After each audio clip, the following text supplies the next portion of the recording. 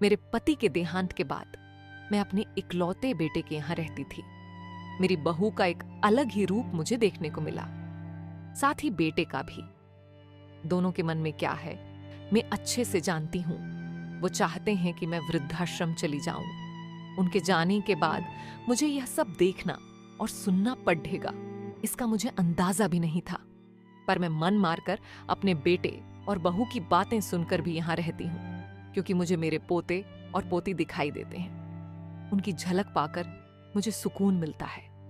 मेरी बहू को कोई दिक्कत नहीं हो, इसलिए मैं घर के बाहर रहती हूँ। बेटे ने थोड़ी मेहरबानी की है तो ऊपर टिन की चादर लगवा दी है। समय समय पर थोड़ा राशन दे देता है तो मैं अपना बनाकर खा लेती हूँ। मैंने अपने बेटे को कह दिया है कि मेरी वजह से उन दोनों को कोई प्रॉब्लम नहीं होगी, बस मुझे यहीं रहने दें। इसी घर में मुझे मर जाने दें, मैं बस यही चाहती हूँ। मैं अपने आप को खुशकिस्मत समझती हूँ कि मेरे बेटे और बहू कम से कम मेरे लिए इतना तो कर रखे हैं। मेरा बेटा सुबह 9 बजे नौकरी जाता है और बच्चे भी उसी समय स्कूल जाते हैं। फिर शाम को 6 बजे मेरा बेटा वापस आता है। बच्चे 3 बजे आते हैं। उन्हें आते जाते निकलते देख मुझे बड़ा सुकून मिलता है। मेरे पति के दोस्त थे, उनकी पत्नी का भी स्वर्गवास हो गया है। उस समय पर वो हमारे घर पर आया करते थे। उनसे हमारे अच्छे रिश्ते थे। उनका घर हमारे घर से थोड़ी दूरी पर था। पैरों में समस्या हो गई थी, ठीक से चल भी नहीं पाते थे। वो बड़े दिनों बाद मेरे यहां आए। मुझे उन्हें देखकर अच्छा लगा। उनका हाल भी मेरी तरह ही था। अब उनके बच्चे भी उनसे परेशान थे। वो भी मेरे पास आकर अपना दुखड़ा रोते थे और उन दिनों को याद करते थे। बुढ़ापा हम जैसों को बहुत रुलाता है। उनकी पत्नी का स्वर्गवास हो गया था और उन्हें चलने उठने में भी समस्या थी, इसलिए वो तो अपना खाना भी नहीं पाते थे। मेरे पास आए तो मैं समझ गई कि यह इतनी मुसीबत में चलकर पुराने दोस्तों के यहाँ चाय और खाने की चाह में ही जाते होंगे। उनकी भी अपनी मजबूरी थी। वो आए तो मैंने उनके लिए खाना बनाया और उन्हें खिलाया। मना कर रहे थे नहीं खाना, लेकिन मुझे पता था कि उनको भूख लगी है। मेरी बहू ने मुझे और उन्हें खाना खाते देख लिया। वो कुछ भी नहीं बोली। ऐसे ही वो यहाँ 2 से 3 बार आए। जब भी वो आते मैं उन्हें खाना खिला देती। लेकिन उस दिन उनके जाने के बाद जब मेरा बेटा आया तो बहू ने कहा कि तुम्हारी माँ कितनी बेशर्म है। पता नहीं किस किस को आजकल बुलाकर खाना खिला रही है। बड़ी मुश्किल से कमाया जाता है और यह लुटाने में लगी है। इनका राशन बंद करो, कुछ दिन भूखी रहेगी तो अक्ल ठिकाने आएगी।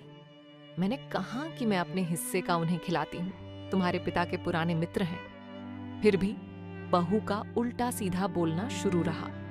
घर के बाहर रहकर इनको आजादी मिल गई है, पता नहीं क्या क्या करती हैं। बेटा भी बोला कि कुछ दिन भूखा ही रहने दो इन्हें। मुझे मेरे बेटे ने घर के पीछे सीढ़ी के पास ले जाकर बिठा दिया और कहा कि अब यहीं बैठो। मेरे तो अब आंसू भी सूख गए थे।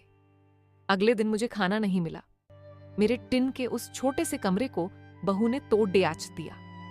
पूरा एक दिन भूखा रहने के बाद मैंने सोचा कि मैं गलत कर रही हूं। मुझे अब अपने बेटे के यहां नहीं रहना चाहिए और शायद गलती भी मेरी ही है। मेरी ही परवरिश में कोई कमी रही है, तभी तो यह परिणाम आया। अगली सुबह मैंने अपने बेटे को कहा कि मुझे वृद्धाश्रम छोड़ दिया चाह। अब मैं तुम दोनों को ज्यादा परेशान नहीं करना चाहती। बहू ने कहा कि एक दिन भूखी रही तो अक्ल ठिकाने आ गई ना। बेटे के चेहरे पर भी अजीब सी खुशी थी। जल्दी से तैयार हो गया मुझे छोड़ जाने के लिए। बहू कह रही थी कि आज की छुट्टी ले लो, यहीं आसपास मत छोड़े डिचाना, कहीं 2-3 दिन में वापस ना आ जाए। मैंने अपनी बहू से कहा कि बेटी चिंता मत कर, मैं अब नहीं आऊंगी। मैंने अपने पोता पोती को गले लगाया। मुझे पता था कि अब मिलना नहीं हो पाएगा। बेटे को भी चाहती थी कि एक बार जी भर के गले लगा लूं, लेकिन वो बोला चलो जल्दी करो। मैंने बहू को कहा कि बेटी अपना ध्यान रखना। मेरा बेटा मुझे छोड़ दे आया। वहां आकर मैंने देखा कि मेरी तरह कई हैं। थोड़े दिन उदास रहते हैं, फिर सच को स्वीकार कर लेते हैं। मैं अब यहां खुश हूं, कुछ काम भी करती हूं। मैं चाहती हूं कि ऐसा किसी के साथ ना हो, लेकिन ऐसा कब किसके साथ हो जाए कोई बता नहीं सकता। लेकिन माँ बाप को ऐसे समय के लिए भी तैयार रहना चाहिए। बस बच्चों को पालकर बड्ढा कर दो, उनसे कुछ उम्मीद मत रखो।